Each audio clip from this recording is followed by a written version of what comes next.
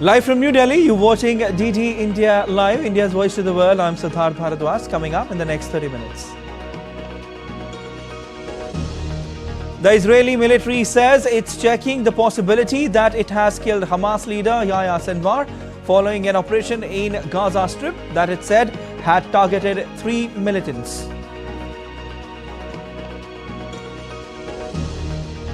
India slams Canada, says crisis precipitated by baseless allegations, cites 26 extradition requests pending over last decade, but no action taken as yet.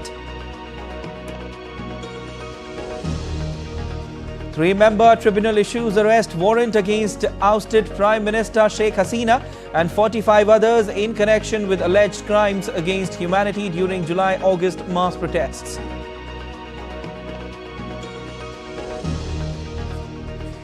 India concludes their campaign at the ISSF Shooting World Cup final in New Delhi with 4 medals.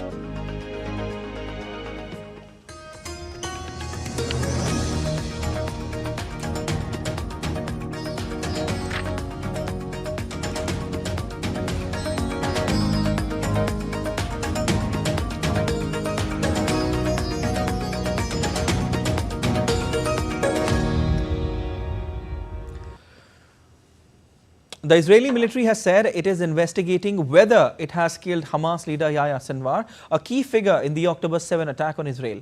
His identity has not yet been confirmed. The Hamas operatives were targeted during an operation that began on Wednesday, and one of 3 operatives killed in Gaza is believed to be Hamas leader Yahya Sinwar. Israel has already targeted several Hamas and Hezbollah commanders. If confirmed, Sinwar's death could escalate conflict as Israel responds to recent missile attacks linked to Iran. Hamas recently appointed Sinwar as its leader, reinforcing its militant stance, and named him as successor to former political chief Ismail Haniyeh, who was assassinated in Tehran. Sinwar has been in hiding in Gaza, defying Israeli attempts to kill him since the start of the war.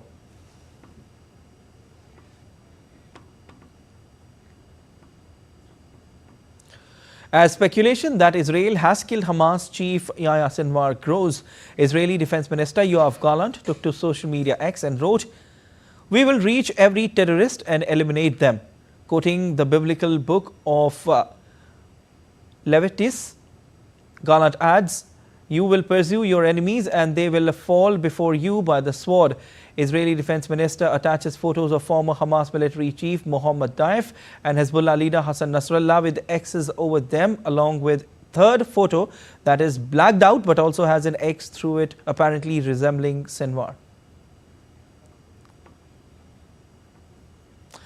Meanwhile, Israeli police are analyzing dental images and DNA evidence to confirm if Hamas leader Yahya Sinwar was killed by Israeli forces in Gaza. A joint statement from police and military officials said that one of the necessary assessments has been completed, with DNA testing currently underway.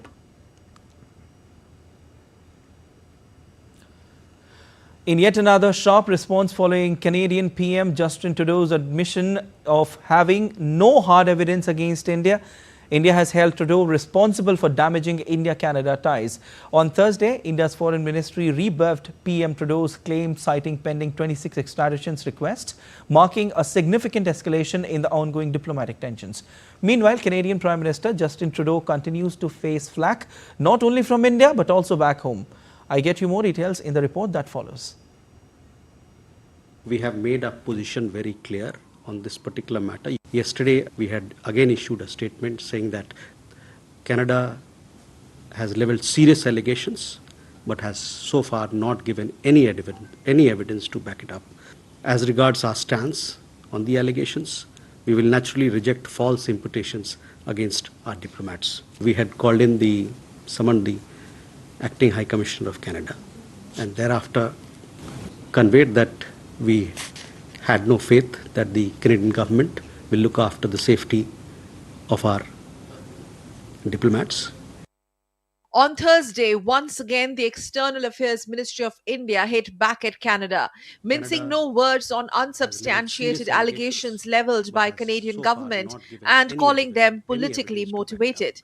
This comes close on the heels of Canadian Prime Minister Justin Trudeau being subjected to intense media scrutiny back home for failing to provide any credible evidence on alleged involvement of Indian diplomats in killing of Canadian extremist Hardeep Singh Nijjar in June 2023.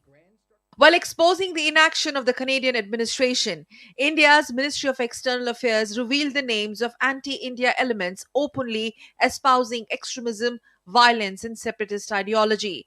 According to India's Foreign Ministry, there are at least 26 extradition requests pending from the Canadian side. There are 26 extradition requests pending with the Canadian side. These are over the last decade or more.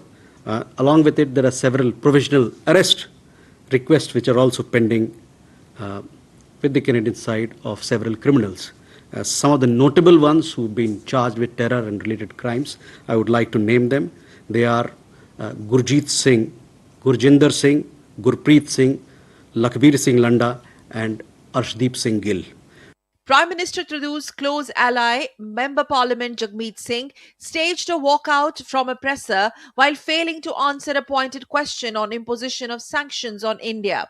This has forced a larger question on the intent and nature of these acquisitions, precipitating the diplomatic crises between India and Canada further. While India sticks to its stance, Prime Minister Trudeau testifying before Canada's Foreign Interference Inquiry with just intelligence and not hard evidentiary proof clearly puts his credibility and the credibility of these serious acquisitions on India in a serious dock. Sakal Bhatt's report for DD India. India's President Draupadi Murmu reached Lilongwe, the capital of Malawi, on Thursday on the final leg of her state visits to Algeria, Mauritania and Malawi. Upon arrival at the Kamuzu International Airport, President Murmu was received by Vice President of Malawi, Michael Ossi, and other dignitaries. The President was accorded a ceremonial welcome and was warmly greeted by children. A traditional cultural performance was also presented before the President at the airport. This is the first ever state visit from India to Malawi. The President was accompanied by Minister of State, Sukant Majumdar, and members of Parliament, Mukesh Kumar Dalal and Atul Garg. Later, President Draupadi Murmu graced and addressed the India-Malawi business meet in Lilongwe. Speaking on the occasion, President Murmu noted that the bilateral trade between India and Malawi has been growing rapidly. This year also marks the 60th anniversary of the establishment of diplomatic relations between the two countries. Our partnership is not confined to governments alone, as Africa has emerged as an important trade and investment destination. India's private sector is at the forefront of driving this impetus. There are growing investments by Indian companies, both multinational and SMEs in Africa, in a range of sectors. DD India correspondent Amit Mukherjee has sent us this report from Lilongwe. Malawi is one of the few countries in the African continent which does not have a history of conflict or war. In fact, it is one of the safest and suitable nations for investors. While India and Malawi are already trading partners, President Draupadi Murmu's visit to Malawi is only going to add strength to this economic relationship. With camera person Sandeep in Lilongwe, Malawi, Amit Mukherjee for DD India. Prime Minister Narendra Modi addressed the ceremony in celebration of International Abhidham Divas and recognition of Pali as a classical language at Vigyan Bhavan in capital New Delhi on Friday. Akshay Dongre gets us this report.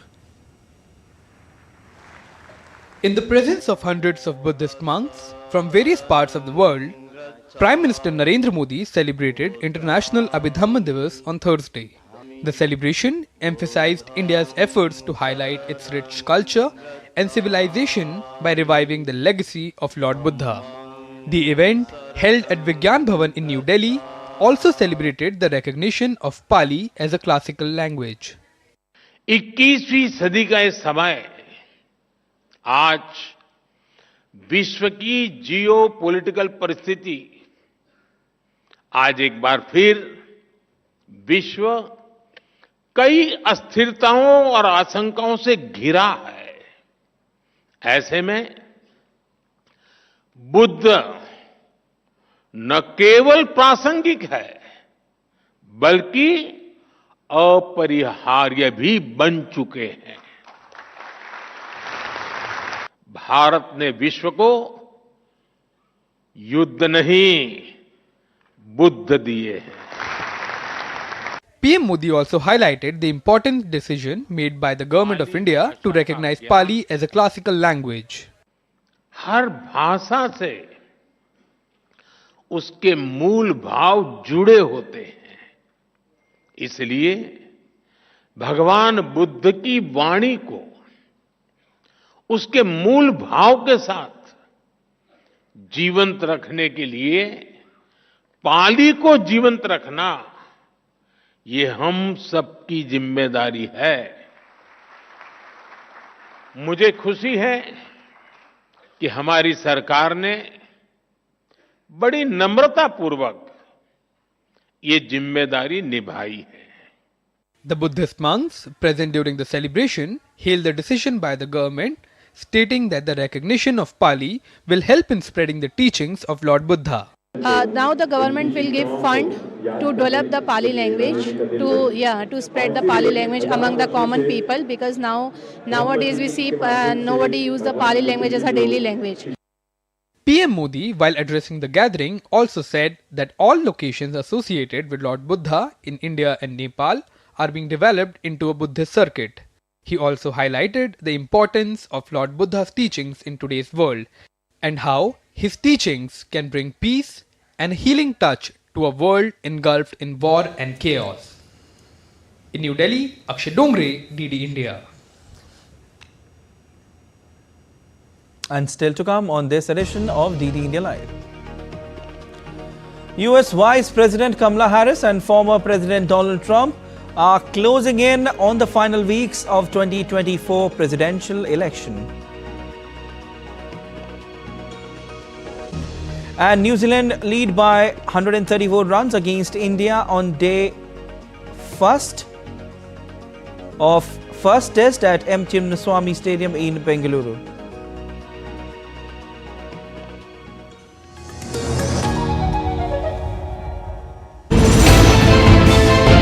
Geopolitics and trade deals. Economic challenges amid development.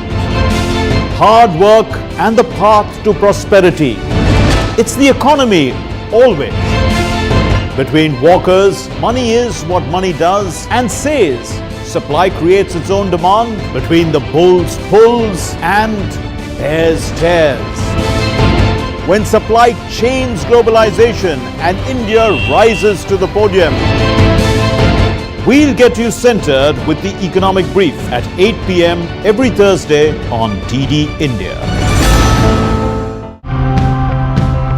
Today's episode was all about unique ideas that help us adapt to this new world where so much around us is changing. We are forming communities to practice regenerative farming and learn how to control these problems naturally. We have invested in a new battery park to stabilize it, and that makes it also easier for us to phase in renewables like wind and sun. We're developing some AI tools which use imagery in our grow rooms. They can monitor them on a 24-hour basis, and they help us understand the prime time for picking so that we harvest those mushrooms at the perfect time of ripeness. I have been using Ravichandran's vermicompost and have had good yields. Now I have used it for this 2-acre maize field. I'm planning to use it continuously. So far, the yield is good and the crops are doing well.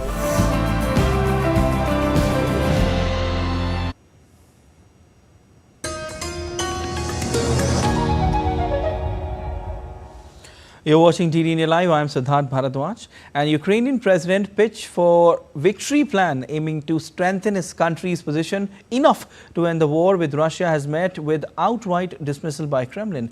President Zelensky told his parliament in Kiev the plan could end the war, which began with Russia's full-scale invasion of Ukraine in February 2022, next year. This report has more. Ukrainian President Volodymyr Zelensky pitched his victory plan to European leaders, urging them to back his call for an immediate invitation to join NATO to deal a decisive blow to Russian leader Vladimir Putin.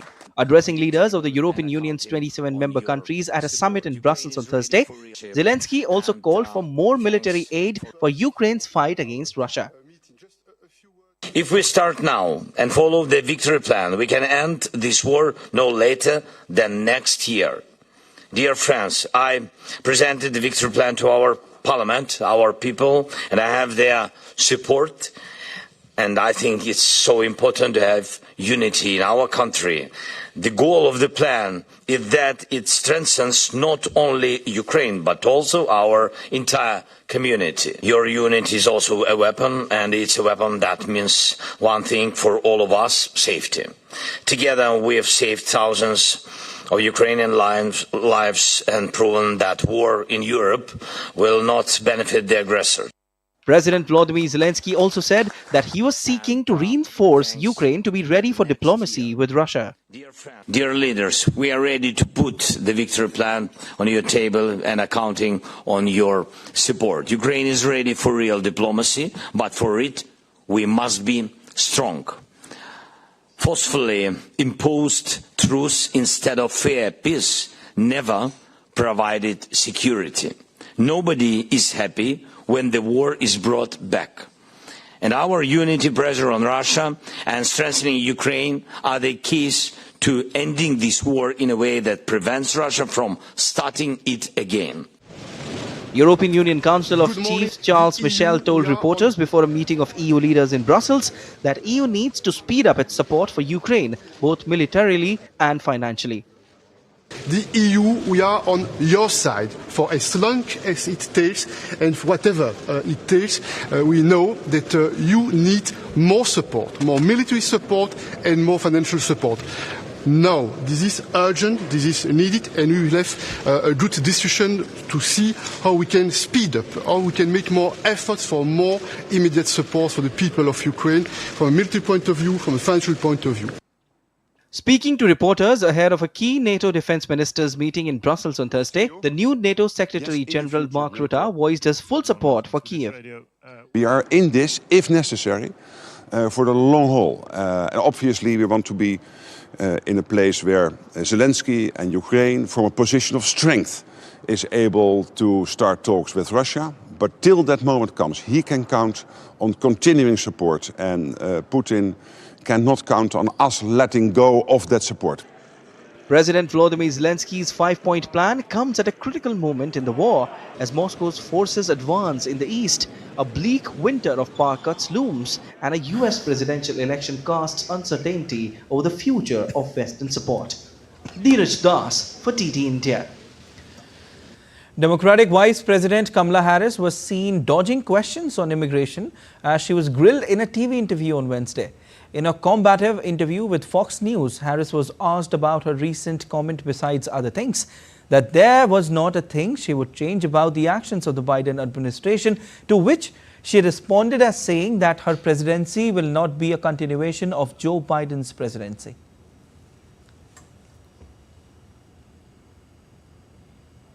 Joe Biden's presidency. And like every new president that comes in to office, I will bring my life experiences, my professional experiences, and fresh and new ideas. I represent a new generation of leadership. Let's all be honest about that. I have no pride in saying that this is a perfect immigration system. I've been clear, I think we all are, that it needs to be fixed. Amid discontent in the US over the state of its economy, the issue of cost of living crisis has taken center stage in this presidential election. Cost of living and housing affordability is pushing people to live on the streets. DD India's Amritpal Singh walked the streets of San Francisco to bring you this report on the state of homeless people in United States. Think San Francisco and this is what comes to your mind. The Bay of Pacific, the famed Golden Gate Bridge, nice weather with a lot of sunshine. Skyscrapers housing global tech giants like Google and Meta, the Silicon Valley. Now sample this. This too is San Francisco. It's downtown. Over 10,000 homeless people sleeping and living on the streets. The underbelly of the Century City. Life here is far from rosy. I'm homeless because I've always been a person of the streets in terms of being like a universal broker, a facilitator of means and through the measure that has depth and true meaning of grace and form. As both candidates dish out the blame on each other, the country's homeless crisis worsens. Cities and states unable to provide affordable housing, forcing their residents to end up on the street or in shelters. I think it's a multifaceted issue in that there's certain homeless that have mental health issues, have issues with drugs, and it's a conundrum for San Francisco because we provide them housing, we provide them food stipends, but a lot of times they don't want to take that up. As more elected officials throughout the country are running on promises to reduce homelessness, the problem is growing even as leaders try to solve it. Last year, the US homeless population reached a high of more than 650,000, according to the Department of Housing and Urban Development's annual homelessness assessment report.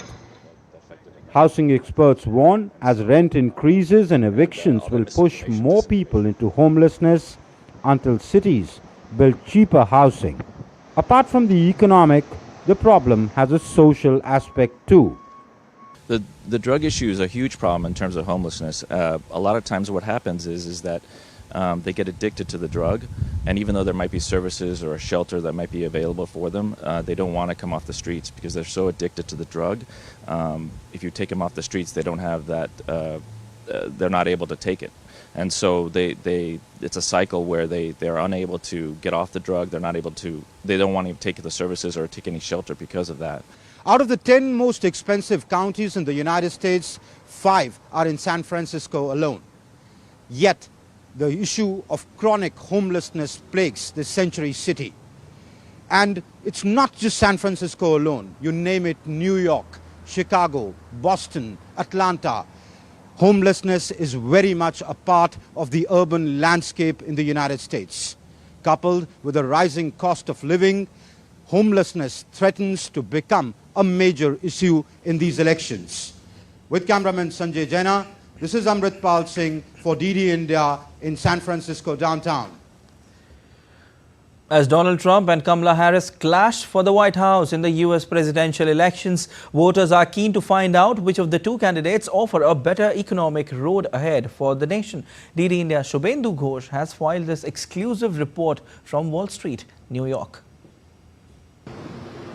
We are at the iconic Wall Street in New York. It is considered as an epicenter of global trade and economy, home to major financial institutions. Right behind me, you can see the New York Stock Exchange. There is, of course, the Fed Reserve and major banks.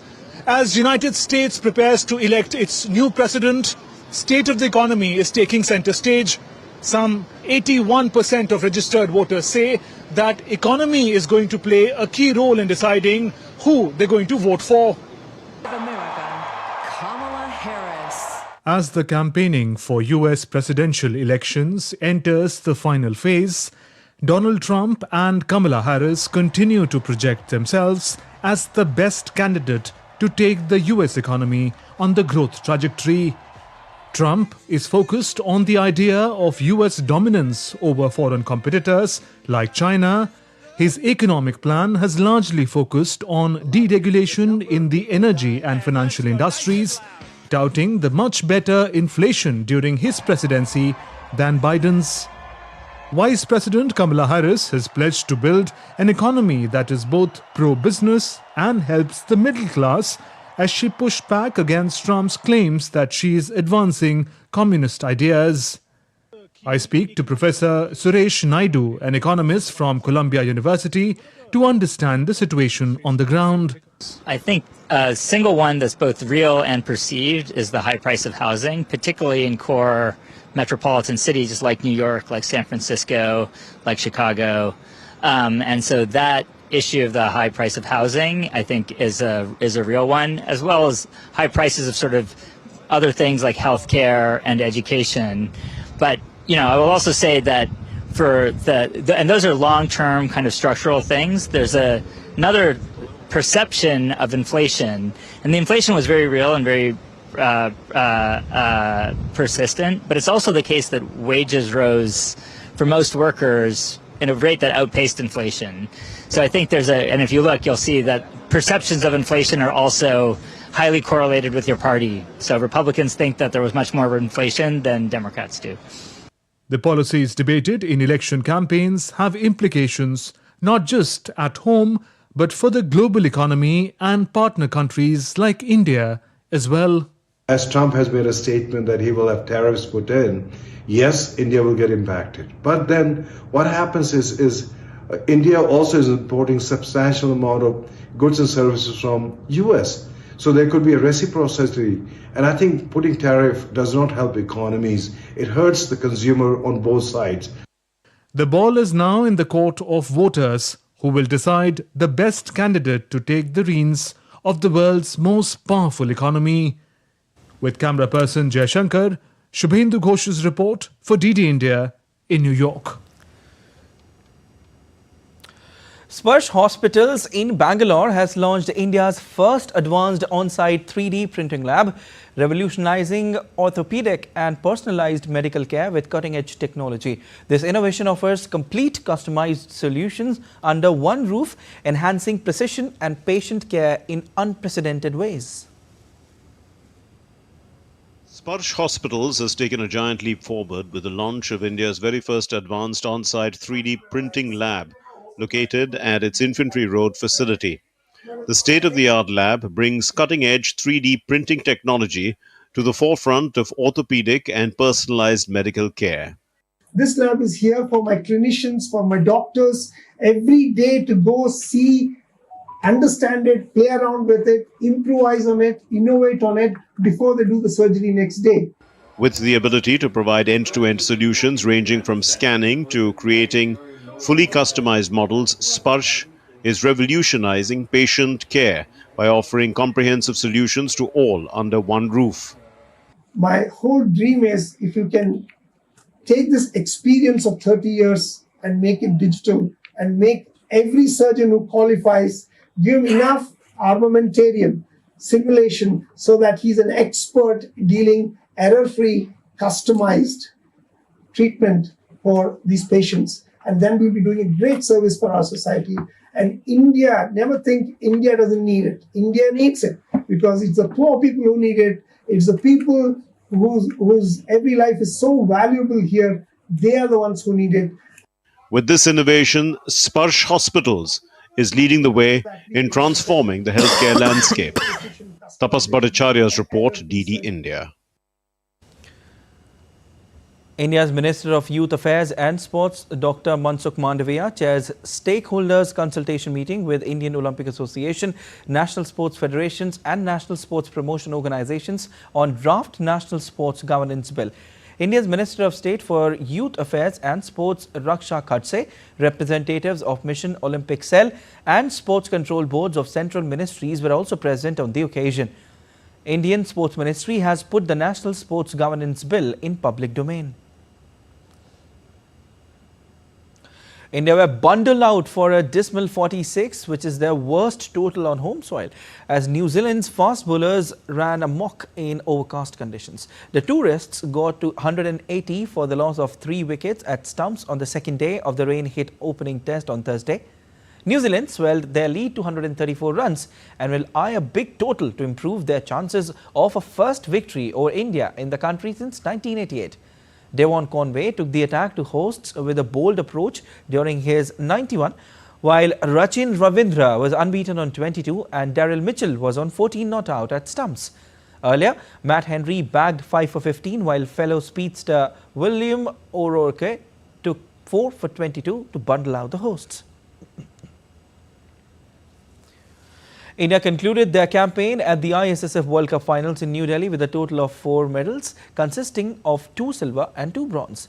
Vivan Kapoor clinched a silver medal in trap on the last day, marking a significant milestone in his career with his first senior individual medal.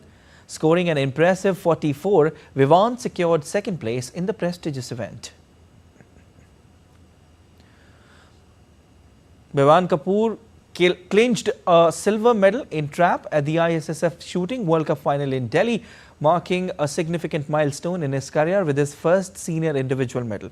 Scoring an impressive 44, Vivan secured second place in the prestigious event. In an exclusive interview with DD India's Narayan Singh, the young trap shooter said that this medal has significantly boosted his confidence. Take a listen. I am joined by the young shooter Vivan. Vivan won silver medal in trap. Vivan, congratulations, a fantastic performance by you. So how you analyze the whole tournament and especially your event, what kind of competition was there? So as you know, it was the World Cup final, and in the World Cup final, the top 15 or the top 12 shooters of the world come to compete. So it was a big competition.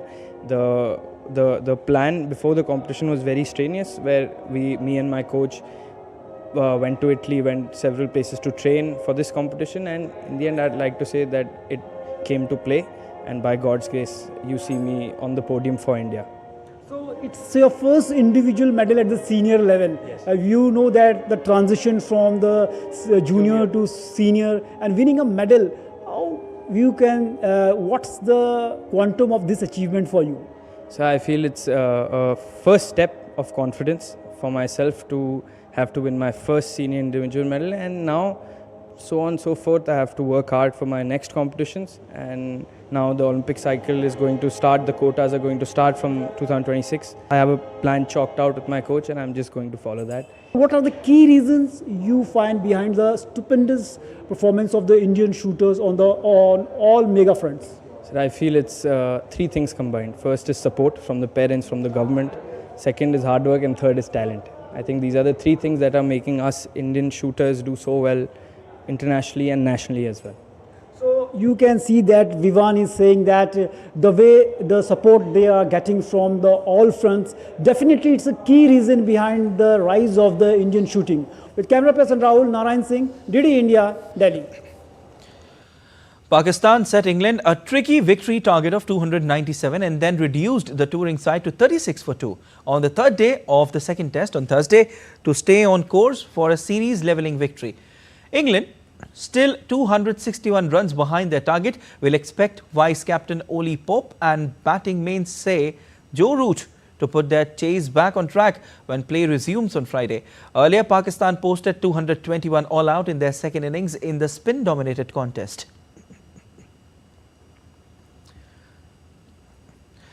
India's PV Sindhu completed a stunning comeback against China's Han Yu to march into women's singles quarterfinals of the Denmark Open Badminton tournament and on Thursday, in fact, Sindhu conceded the opening game against her world number 7 Chinese opponent, but came roaring back to win the contest 18-21, 21-12, 21-16 in 1 hour and 3 minutes. Sindhu will face either Indonesia's Gregoria or local shuttler Mia in the quarters on Friday. India's shooter Anantjeet Singh Naruka clinched bronze medal in men's skeet event at the ISSF Shooting World Cup finals in New Delhi.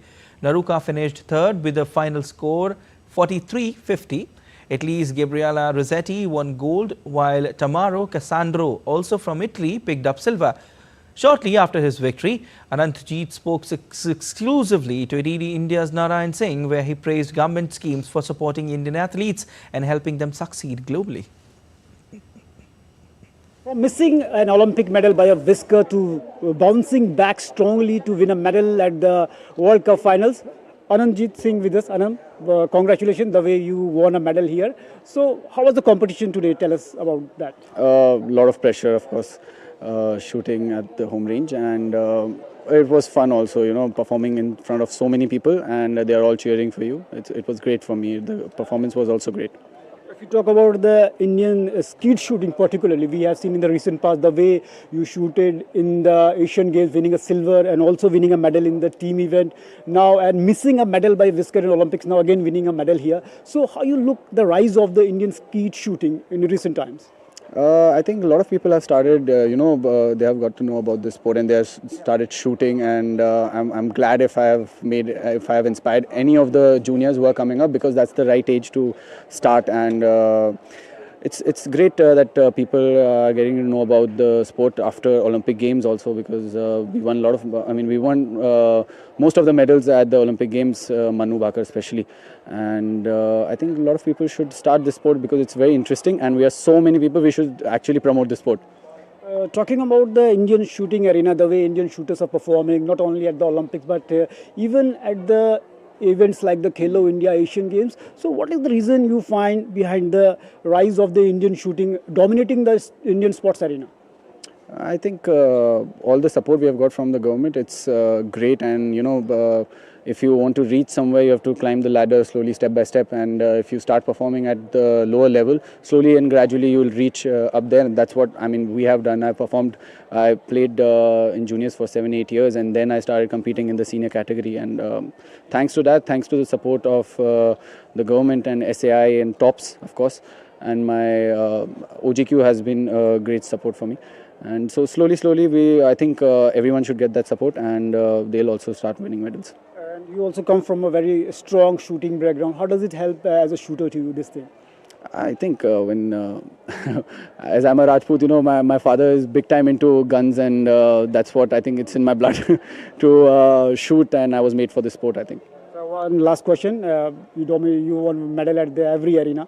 Olympic is medal. So Olympic is a missing one that you missed by whisker. So what's your next target and how you will try to achieve that? I have 4 years for it, and I need to prepare. Go slowly about it because we have got a lot of time, and just practice so much that next time I will not miss it by a target. So Anandjit Singh is now eyeing a medal at the Olympics. He was almost there in the Paris. Now with the kind of performance he has done here, we are hoping that definitely next time he will hit the Bulls target. With camera person Anil Narayan Singh, DD India, Delhi. Vision 2030 of Kingdom of Saudi Arabia seeks to build on strong bonds between expatriate communities in Saudi Arabia and the Saudi society. Under this vision, Saudi Arabia has launched Global Harmony Initiative. So, how is the spirit of integration and harmony evident in bilateral cooperation in the education sector? Dear India correspondent Murmu Bhattacharya reports from Riyadh. An Indian school in the heart of Riyadh. The students that you see here are wards of members of the vibrant and sizable Indian community residing in the capital of Saudi Arabia. Some students can be seen outside their classrooms, some playing basketball and some badminton. While this was the first franchisee of Delhi Public School that was established in 2004 in this Arab country, the foundation of the first Indian international school in Saudi Arabia was laid way back in 1982. This was after the Saudis allowed the opening of such schools for students of the Indian diaspora and gave Indian authorities a free hand to run them. All right, we are going live where India's President Draupadi Murmu is addressing members of the Indian community at a reception in Lilongwe, the capital of Malawi. Namaskar, Johar, Shubh Sandhya. मुझे आज warm heart of Africa Malawi में आप सभी के बीच उपस्थित होकर बड़ी प्रसन्नता अनुभव हो रही है। भारत के राष्ट्रपति की मलावी की ये पहली यात्रा है और मैं मलावी आने के लिए निमंत्रण देने तथा मुझे और मेरे प्रतिनिधि मंडल के स्वागत और आतिथ्य के लिए मलावी सरकार का आभारी प्रकाश करती हूँ। मेरे साथ हमारे minister of state Shri Sukanta Majumdar, संसद सदस्य श्री अतुल गर्ग और श्री मुकेश कुमार दलाल भी है, और हम अपने साथ 140 करोड़ भारतीयों का अभिनंदन लेकर आपके सामने आए हैं।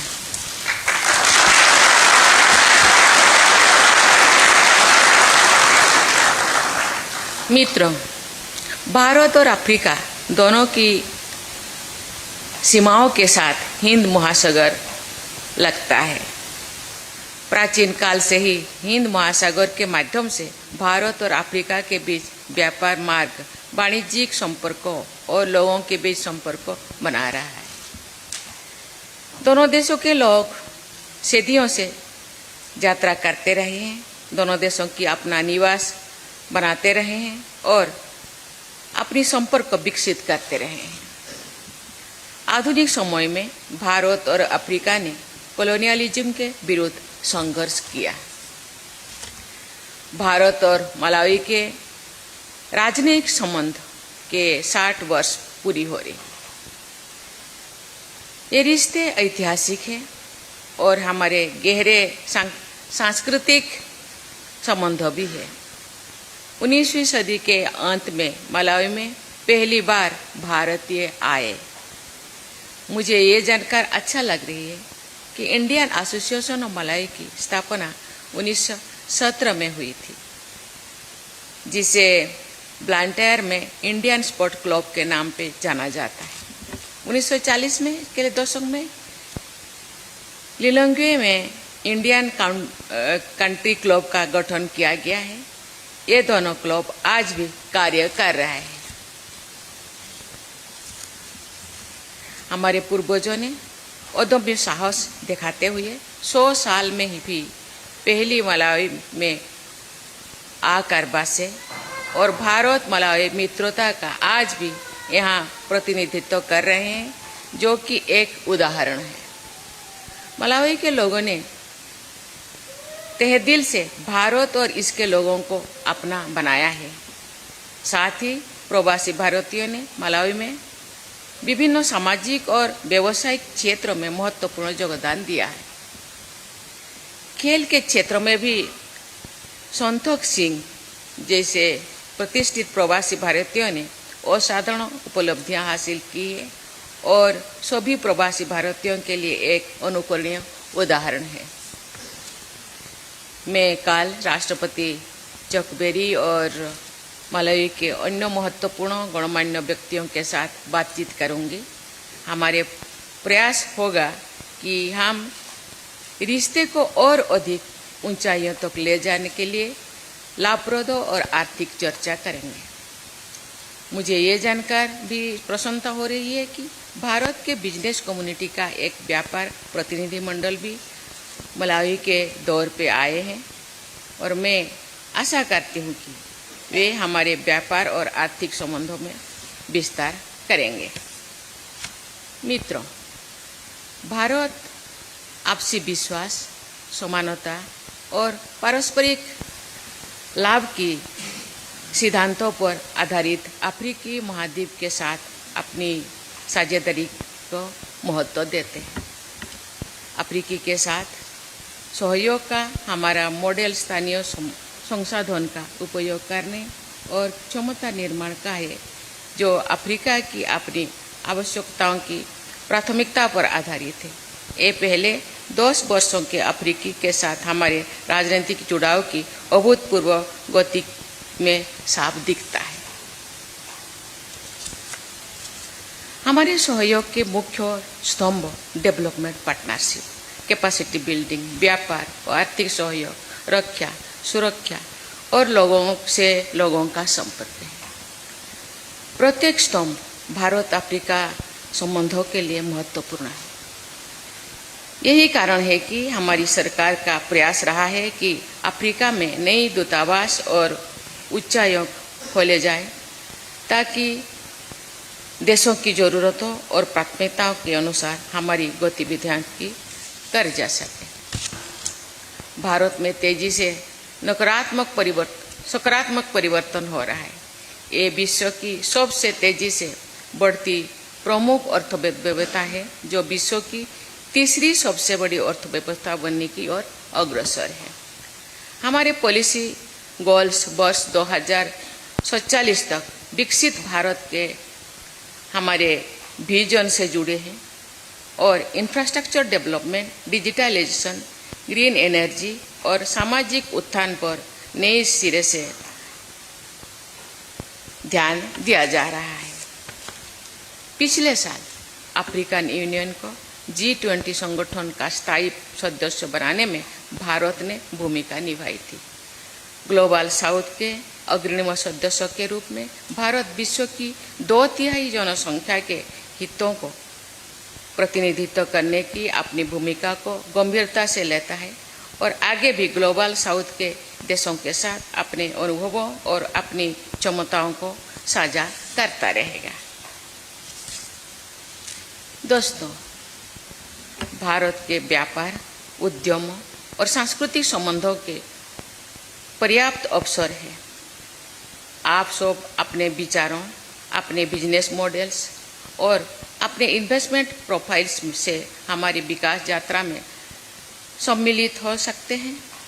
हमारे प्रवासी भारतीय समाज भारत में हो रहे परिवर्तन का एक अभिन्न अंग है और देश की ओर से मैं आप सभी को इस परिवर्तन यात्रा में शामिल होने और हमारे डेवलपमेंट एजेंडा को आगे बढ़ाने के लिए आगे आने का आग्रह करती हूँ। भारत के बाहर रह रहे हमारे देशवासियों का कल्याण करना हमारी सरकार की सर्वोच्च प्राथमिकता है। हम भारतीयों की चिंताओं को दूर करने और उनकी सुरक्षा, कल्याण और उन्नति सुनिश्चित करने के लिए विश्व में अपने पार्टनर्स के साथ कार्य करने के लिए प्रतिबद्ध है। मैं आज यहाँ उपस्थित प्रत्येक व्यक्ति के प्रति हृदय से आभार व्यक्त करती हूँ। आप भारत की जीवंतता, विविधता और सांस्कृतिक विरासत के प्रतीक है और भारत और मलावी की मित्रता की जीवंत कड़ी है। मैं आपकी सफलता की कामना करती हूँ और मलावी के हमारी भाइयों और बहनों को भी बधाई और शुभकामनाएं देती हूँ। हमारे ये संबंध पीढ़ी दर पीढ़ी समृद्ध होते रहेंगे। इसी के साथ पुनः आप लोगों को बहुत बहुत धन्यवाद देती हूँ, शुभकामनाएं देती हूँ। जय हिंद, जय भारत।